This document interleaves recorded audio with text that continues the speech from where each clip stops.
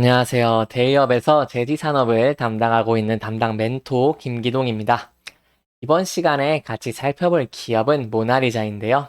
이 기업이 어떤 기업인지 궁금하시거나 이 기업에 대해서 잘 알고 싶다. 혹은 매매 전략을 짜면서 어떤 시나리오를 쓰면 좋을지 이런 부분들에 대해서 제가 자세하게 설명해 드릴 테니까요. 딱 5분만 집중한다고 생각하시고 지켜봐 주시면 감사하겠습니다. 영상을 시작하기에 앞서 좋아요와 구독 눌러주시면 저한테 정말 큰 힘이 되니까요. 한 번씩만 부탁드리겠습니다. 이번 시간에는 이 모나리자의 주가의 흐름이 어떤지, 이 최근에 조금 상승이 나왔는데 어떠한 이유 때문에 상승이 나왔는지, 앞으로 어떻게 대응하는 것이 좋은지에 대해서 간단하게 설명해 드리도록 하고요. 이 최근에 어떤 이슈가 있었는데 그 이슈가 모나리자한테 어떠한 영향을 줄 수 있을지, 호재인지 악재인지 거기에 대해서 조금 자세하게 알아보는 시간을 가져보도록 하겠습니다. 모나리자는 이 제지업 쪽에 속해 있다고 할 수 있겠는데요.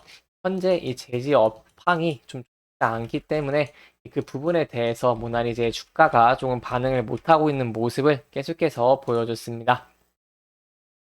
계속해서 이렇게 좀 하락 추세를 이어가면서 하락을 이렇게 했는데, 그러다가 이제 모나리자가 유아용 기저귀나 성인용 기저귀 등을 좀 생산하고 있기 때문에 거기에 대해서 저출산이라던가 노인복지로 노인복지 관련주로 좀 꼽힙니다. 그 부분에 대해서 이제 정부에서 저출산 정책의 패러다임을 바꾼다고 이렇게 발표를 하면서 모나리아 주가도 같이 움직인 것을 확인할 수 있는데요. 거기에 대한 이슈들은 제가 조금 이따가 얘기해 드리도록 하고, 현재 주가의 흐름을 좀 보자면은 계속해서 이 모나리자는 이동평균선 밑에서 주가가 움직이는 경향이 좀 강했는데요. 이, 이 제시 업종 자체가, 지금 업황 자체가 좀 좋지 않다 보니까 좀 주가가 하락을 하면서 하락 추세를 그렸는데, 현재는 좀 긍정적이라고 할 수 있는 부분은 이동평균선 위로 올라오면서 이렇게 돌파를 해주면서 이 높은 거래량과 함께 상승을 해줬다는 부분이고요. 하지만 이게 저희가 조금 조심스럽게 접근을 해야 될 부분 이유가, 이렇게 좀 거래량이 높게 뛰면서 주가가 상승을 했지만 이 실적에 기반하거나 이런 그런 것들이 아니기 때문에 이 단발성 테마로 좀 하게 오른 경향이 있습니다. 그렇기 때문에 좀 주가가 급락을 하는 것도 저희가 좀 신경 써서 봐야 될 것 같고요.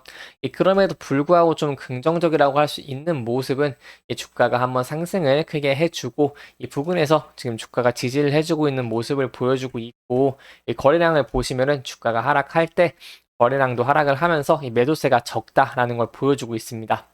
또한 여기서 이렇게 지지 라인을 보여주면서 이 강력한 매수세가 있다는 것을 좀 확인해주고 있어서 그 부분은 좀 긍정적이라고 볼 수 있겠고요.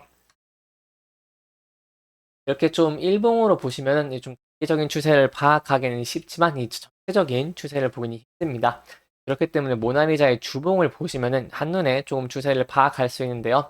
이 재지 업황 자체가 조금 안 좋고, 원래 마스크 관련주로도 모나리자가 좀 올라왔는데 이 코로나도 끝나고 엔데믹 기조가 이어지면서 이렇게 좀 주가가 하락 추세를 보여준 모습을 보여주고 있습니다. 그럼에도 긍정적이라고 할 수 있는 부분은 지금 좀 시세가 저항이 됐다는 것이고요. 거래량이 좀 높게 붙으면서, 좀 큰 거래량이 붙으면서 주가가 상승을 했기 때문에 그 부분은 긍정적이라고 할 수 있겠지만 좀 단기적으로는 변동성이 강할 수 있습니다. 그렇기 때문에 그 부분은 조금 조심하는 게 좋을 것 같습니다. 그렇기 때문에 좀 단기적으로 좀 까지 접근을 해본다면은 이 라인 한 2,850원 이 라인에서 좀 지지를 해주는지 여부를 지켜보고 좀 접근을 하시는 게 좀 현명하실 것 같고요. 이게 좀 신중하고 현명하고 안정적으로 접근할 수 있다고 할 수 있겠습니다.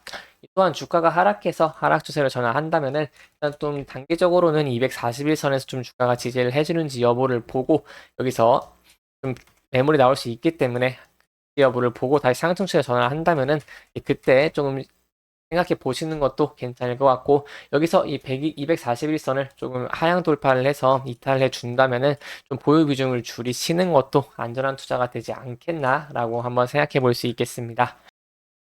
이 정부 정책에 대해서 이 모나리자가 그 관련주로 좀 움직였기 때문에 그 부분에 대해서 제가 좀 간단하게 설명을 드리도록 하겠습니다.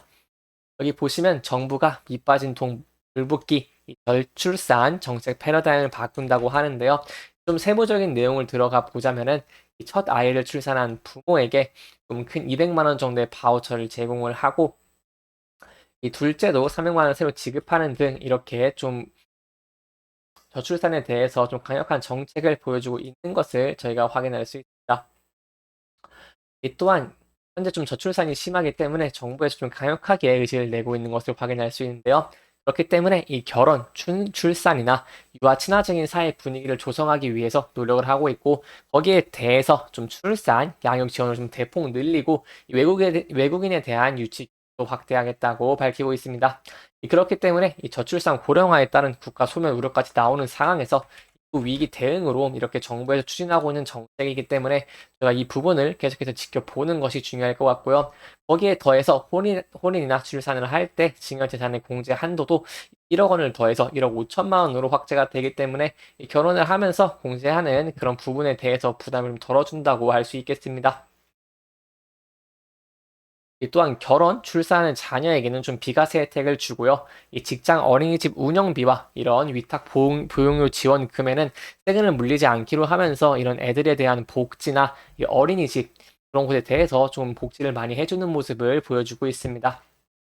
그렇기 때문에 현재 좀 줄어드는 이런 좀 심각한 저출산 문제에 대해서 강력한 의지를 보여주고 있고 거기에 대한 수혜를 볼 수 있는 게 모나리자이기 때문에 그 부분을 저희가 좀 지켜보면서 그 기대감을 쭉 이어가면서 상승 추세로 계속해서 이어갈 수 있을지 그 부분을 계속해서 추적하는 것이 중요하다고 할 수 있겠습니다.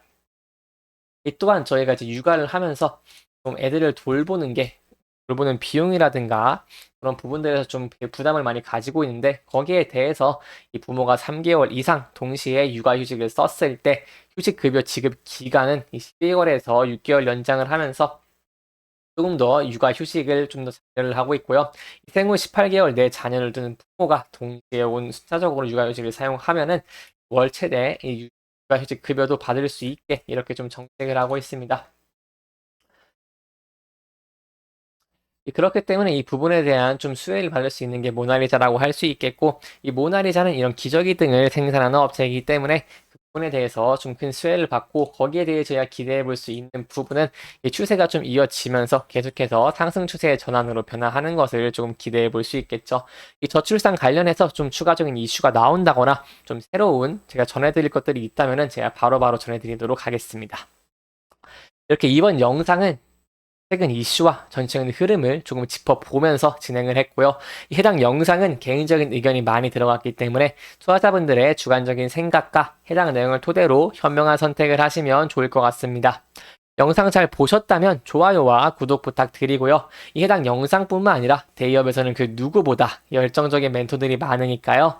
부디 타 종목의 영상도 시청해 주시길 바라며 오늘 영상 마무리하도록 하겠습니다. 끝까지 시청해 주셔서 감사합니다.